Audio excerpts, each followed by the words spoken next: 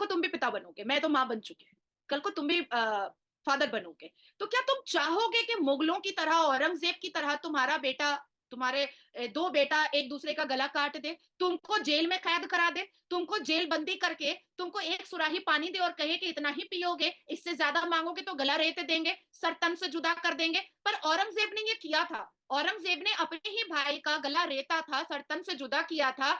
और किस चीज के लिए किया था? तख्त के लिए किया था, ताज के लिए किया था। और एक ऐसा भाई जिसने मिसाल कायम कर दी कि अपने बड़े भाई से, एक भाई को पिता स्वरूप मानना, उसका इतना ओबीडियंट होना, उसका इतना कहनेदार होना, ये भगवान राम और उनके छोटे भाई ने एक एग्जाम्पल, एक क्विंटेसेंशियल, एक इतिहास लिख डाला है दोनों भाइयों ने। तो रुको जरा, सबर करो। नमस्ते दोस्तों, मेरा नाम है अखिलेश और आप देख रहे हैं हमारा यूट्यूब चैनल एक्सटी वॉइस। तो दोस्तों, आज हम जिस वीडियो पर रिएक्शन देने जा रहे हैं वो है रियल एंटरटेनमेंट टीवी, जो कि पाकिस्तानी एक यूट्यूबर है शुएब चौधरी। तो दोस्तों, पाकिस्तान का यूट्यूबर शुएब चौधरी, आप इंडिया के बहुत ही फेमस लड़के जो कि नाज़िर इलाही खान है, और दोनों में डिबेट हुआ है। और दोस्तों, इस मुद्दे पर बात हुआ कि इंडिया के मदरसाओं में अब पढ़ाया जाएगा रामायण। तो इस पर क्या सोचती पाकिस्तानी पब्लिक और इंडियन पब्लिक, तो इससे वो डिबेट हुआ। तो आइए वीडियो देखते हैं, फिर मिलते हैं वीडियो के अंत में। उत्तराखंड के 117 जो मदारिस हैं, जो मदरसे हैं, वहाँ पे रामायण बकायदा तौर पे कोर्स का हिस्सा बन चुकी है। और नेक्स्ट जो सेशंस होंगे उसके अंदर वो बकायदा कोर्स के अंदर शामिल होगी और वहाँ के स्टूडेंट्स पढ़ेंगे। ये पाकिस्तान के लिए, खासतौर पे पाकिस्तान की जो यूथ है उसके लिए बहुत बड़ी बात होगी, बहुत हैरान करने वाली खबर होगी। लेकिन नाज़िया इलाही खान हमारे साथ मौजूद हैं इंडिया से, इनसे बात करेंगे, पूछेंगे तो कंफर्म करेंगे क्या ये जो खबर है ये सच है। और दूसरे नंबर पे क्या इंडिया के मुस्लिम इसका मतलब है, इस चीज़ को एक्सेप्ट करने लगे हैं। तो हिस्ट्री खासतौर पे अगर बात करें अपना हिंदुस्तान की, तो वो जिस तरीके से हिंदू मुस्लिम वाली सोच से आगे बढ़ते नजर आ रहे हैं, जो भी नाज़िया इलाही खान इसके ऊपर ओपिनियन देना चाहे। अस्सलाम वालेकुम नाज़िया जी। हर हर हर हर हर हर Mahadev. Thank you so much. वालेकुम अस्सलाम शोएब, मुझे इनवाइट करने के लिए थैंक्स अ लॉट। कई रोड शो भी मैंने इस पर कर दिया है, और कई मौलाना जो है, आज आज ही दिल्ली के सीपी में आज ही मौलाना साजिद रशीदी ने चप्पल उठा लिया था लोगों को मारने के लिए, तो लोग भी मतलब उनको पकड़ने के लिए दौड़ गए थे। वो तो अच्छा हुआ कि शो काफी बड़ा था तो इसलिए वो बेचारे बच गए, नहीं तो आज तो एकदम अंतिम हो जाता मौलाना साजिद रशीदी जी का। एनीवेज, शादाब शम्स चेयरमैन है उत्तराखंड वक्फ बोर्ड के, और इन्होंने ही इस बात की सबसे पहल की है, और इन्होंने ही कहा कि सारे 22 जनवरी को हमारे भव्य राम मंदिर में जो प्राण प्रतिष्ठा हुई, उसके बाद फिर 25 जनवरी को इन्होंने एक गैजेट, एक नोटिस इशू किया जिसमें ये बताया गया कि उत्तराखंड के सभी मदरसे, और अभी अप्रूवल जो है वो 117 मदरसों ने दिया है। बल्कि मैं कहूंगी कि उत्तराखंड नहीं बल्कि और भी कई राज्य हैं जहां के मदरसे ने इस बात का अश्योरेंस दिखाया है कि वहां पर रामायण पढ़ाई जाएगी। भगवान राम की तपस्या से लेकर के, भगवान राम के स्ट्रगल से लेकर के, उनके बनवास से लेकर के, उनकी मेहनत से लेकर के, उनकी हर एक जो माता पिता के प्रति वो बहुत ज्यादा ओबीडियंट थे, वो सारी चीजें पढ़ाई जाएंगी। जितने भी वक्फ बोर्ड के अंडर में जो मदरसे आते हैं उन सब ने अप्रूवल दे दिया है, उन सब ने कहा है कि हम लोग भगवान राम के बातों को रामायण के द्वारा मदरसे में पढ़वाने के लिए बिल्कुल अग्री हैं। और ये एक बहुत प्राउड मोमेंट है भारत के लिए, बहुत प्राउड मोमेंट है। मैंने तुम्हारे साथ ही सेशन में कहा था कि जब मुसलमान जो हैं वो बाकी लोगों को पढ़ सकते हैं, क्रिश्चियंस को पढ़ सकते हैं, तो फिर हम भगवत गीता, रामायण, महाभारत क्यों नहीं पढ़ सकते हैं? हम उसको भी पढ़ सकते हैं, उसको भी जान सकते हैं, और हमारा पूरा पूरा हक है जानने का।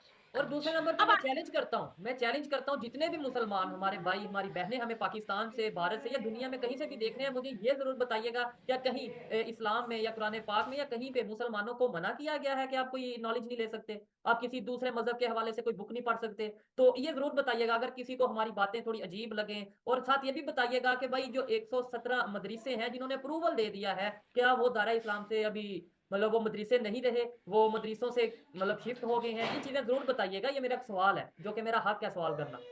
लेकिन हमारे कुरान में एक्चुअली में अ, हिंदुओं को काफिर बताया गया है, और बुत परस्ती के बारे में जो है वो सिन कहा गया है। हालांकि मजार परस्ती को भी सिन कहा गया है, पर फतवा उनके लिए नहीं जारी होता है जो रोज मजार में माथा टेकते हैं, जो रोज मजार में फूल जाकर के चढ़ाते हैं और चादर चढ़ाते हैं और लुकुंदाना खा लेते हैं, और गुलाब का फूल सड़ा हुआ खा लेते हैं। उस पे उनको प्रॉब्लम नहीं है। लेकिन हमारा कुरान जो है वो ये कह रहा है कि आप काफिरों को अपना दोस्त भी नहीं बना सकते हैं। हमारा कुरान ये बात कहता है। लेकिन हमारे कुरान को ना भारत के मुसलमान मानते हैं, ना पाकिस्तान के मुसलमान मानते हैं, क्योंकि कुरान में अबू मरतहद और जिब्राइल अलैहिस्सलाम ने तो मजार परस्ती के लिए भी मना किया है, साफ साफ लफ्जों में मना किया है, बल्कि ये तक कह दिया है कि वो मुसलमान ही नहीं होगा जो मजार पे माथा टेकेगा, वो मुसलमान ही नहीं होगा जो मजार जाएगा, मजार में एंटर करेगा और उसका इस्लाम जो है वो खत्म हो जाएगा। तो अगर आप मान रहे हो तो प्रॉपर तरीके से मानो, और अगर नहीं मान रहे हो तो सारी चीजों को बिल्कुल लिबरल कर दो, सारी चीजों को बिल्कुल लिबरल कर दो, ठीक है। अब बात बताती हूँ कि कल को तुम भी पिता बनोगे, मैं तो माँ बन चुकी हूँ, कल को तुम भी फादर बनोगे, तो क्या तुम चाहोगे कि मुगलों की तरह, औरंगजेब की तरह तुम्हारा बेटा, तुम्हारे दो बेटा एक दूसरे का गला काट दे, तुमको जेल में कैद करा दे, तुमको जेल बंदी करके तुमको एक सुराही पानी दे और कहे कि इतना ही पियोगे, इससे ज्यादा मांगोगे तो गला रेत देंगे, सर तन से जुदा कर देंगे। पर औरंगजेब ने ये किया था, औरंगजेब ने अपने ही भाई का गला रेता था, सर तन से जुदा किया था, और किस चीज के लिए किया था? तख्त के लिए किया था, ताज के लिए किया था, इंपेरियर के लिए किया था, और अपने ही वालिद को औरंगजेब ने जेल बंदी करवाया था। अब दूसरी तरफ आ जाते हैं, भगवान राम, दो भाई, ठीक है, एक भाई को जब वनवास मिला, मैं कहती हूँ ना कि समय अलग अलग वक्त दिखाता है, जिस सुबह भगवान राम को राज मिलने वाला था उसी सुबह वनवास मिल गया, उसी सुबह वनवास मिल गया। जब वो 14 साल के वनवास के लिए जा रहे थे तो उनके छोटे भाई ने उस खड़ौन को राजा बना करके रखा था, लेकिन खुद राजा के तख्त पर नहीं बैठे, खुद नहीं बैठे, उस खड़ौन को उन्होंने तख्त पर बैठा दिया था कि जब तक मेरा भाई रिटर्न नहीं आएगा तब तक उनके पैर का ये खड़ौन जो है वो यहाँ का राजा रहेगा। और जब वो रिटर्न आए थे तो खड़ौन लेकर के वो खड़े हुए थे अपने माथे पर अपने बड़े भाई के खड़ौन को, मतलब स्लीपर को, चप्पल को वो अपने माथे पर लेकर के खड़े हुए थे। और एक ऐसा भाई जिसने मिसाल कायम कर दी कि अपने बड़े भाई से भाई को पिता स्वरूप मानना, उसका इतना ओबीडियंट होना, उसका इतना कहनेदार होना, ये भगवान राम और उनके छोटे भाई ने एक एग्जाम्पल, एक क्विंटेसेंशियल, एक इतिहास लिख डाला है दोनों भाइयों ने। तो हम ऐसे लोगों को फॉलो करेंगे ना। मुझे नहीं लगता है कि अगर मेरा 2 बच्चा होता तो दोनों आपस में लड़ करके मर जाता, या मुझे जेलबंदी करा देता, तुम भी नहीं चाहोगे कि तुम्हारे साथ ऐसा हो। तो मुझे ऐसा लगता है कि मुगल में, लेट मी फिनिश, मुझे नहीं लगता है कि मुगल से हम लोगों को कुछ सीखना चाहिए। अब अगर हम अकबर पे आ जाते हैं तो वो 13 साल की बच्ची से निकाह पढ़ा था, अपने हरम में 13 साल की बच्ची को बीवी बना करके रखा था। तो ये सारी चीजें अश्लीलता है। नादिया जी, ये बात जैसे जो आप कर रही हैं, शायद आपके ऊपर कोई फिर से फतवा लगा दे या आपके ऊपर ये बात करे, हाँ भाई ये तो ऑलरेडी हिंदुइज्म को सपोर्ट करती है, ये तो ऑलरेडी हिंदुओं की चमची है, सॉरी मतलब कुछ ऐसी बात करें। लेकिन मैं देखने वालों को ये कहना चाहूंगा कि ये बात आप शायद नादिया इलाही खान के मुंह से सुन रहे हैं, लेकिन यही बात मैं वक्फ बोर्ड, जो इंडिया का एक मतलब बहुत बड़ी एक कमेटी है, मतलब ऑर्गेनाइजेशन है, उसके मतलब जो हेड है, उन्होंने ये स्टेटमेंट दी है कि भाई औरंगजेब की हिस्ट्री अपने मदरसों में पढ़ाने से बेहतर है कि राम और लक्ष्मण की हिस्ट्री जो है वो पढ़ाई जाए। और बाकायदा तौर पे उन्होंने बोला है कि भाई उन्होंने अपने भाइयों के लिए एक मिसाल कायम की, एक भाइयों के लिए कुर्बानियां दी, जबकि दूसरी साइड पे अगर औरंगजेब की बात करें तो वो भाइयों ने अपने एक दूसरे के साथ क्या किया सबके सामने। और ये नाज़िया इलाही खान नहीं कह रहे, आप इंटरनेट जरूर करिएगा जिसे थोड़ा मसला हो इस स्टेटमेंट से, और वक्फ बोर्ड जो एक बॉडी है उनके चेयरमैन ने ये स्टेटमेंट दिया, वो जरूर सुनिएगा। नाज़िया जी करेगा। अब आपने फतवा की बात कही है, तो फतवा उस देश में लगाया जाता है जहां जो इस्लामिक देश होता है। मेरा देश इस्लामिक नहीं है, तो ऐसे ऐसे फतवे को मैं जुत्ती के नीचे रखती हूँ। और तो दोस्तों आपने पूरा वीडियो देखा कि क्या बोल रहे थे पाकिस्तान के यूट्यूबर शोएब चौधरी, आप इंडिया के बहुत ही फेमस है जो कि नाज़िया इलाही खान जी।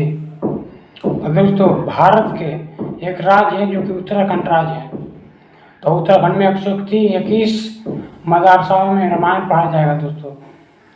तो दोस्तों दुनिया में किसी देश को मिर्ची लगे या ना लगे, दुनिया में एक देश ऐसा भी है जो कि बहुत ही अपने आप को ऊपर मानता है इस्लाम के नाम पर, वो है पाकिस्तान। तो दोस्तों इसी पर पाकिस्तान में मच गई खलबली। और दोस्तों ये मतलब जहाँ भी जुल्म होता है या कुछ भी होता है मुसलमानों पर, वहाँ आवाज़ उठाता है। पर जो चाइना में होता है, चाइना मतलब अदर कंट्री में होता है, उसे कुछ दिखता है नहीं दोस्तों।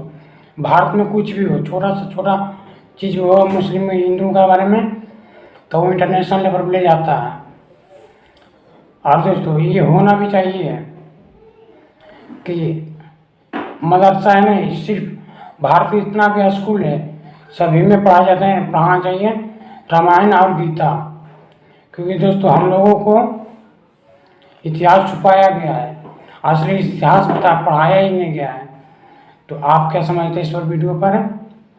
अपनी राय कमेंट बॉक्स में दें। फिर मिलते हैं नेक्स्ट वीडियो में। ऐसी तरह के वीडियो देखना चाहते हैं तो हमारे चैनल को सब्सक्राइब जरूर करें।